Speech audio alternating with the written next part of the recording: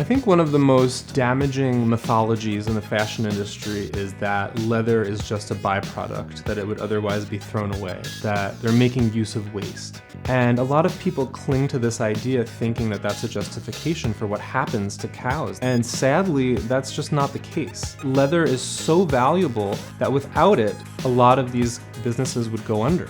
That it isn't the meat what makes them the money, it's the leather. So we have to kind of turn that idea on its head and say, no, leather isn't a byproduct of meat. Meat is a byproduct of leather.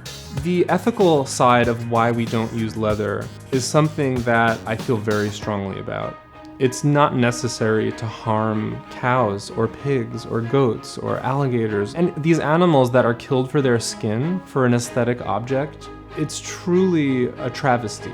And there are animals that are raised specifically for their skins. When it comes to cows that are used for leather that you find in a cheap store, at a big box store, these are cows that are being killed in mass. They endure terrible things that happen to them for a material that is replaceable with something that's better.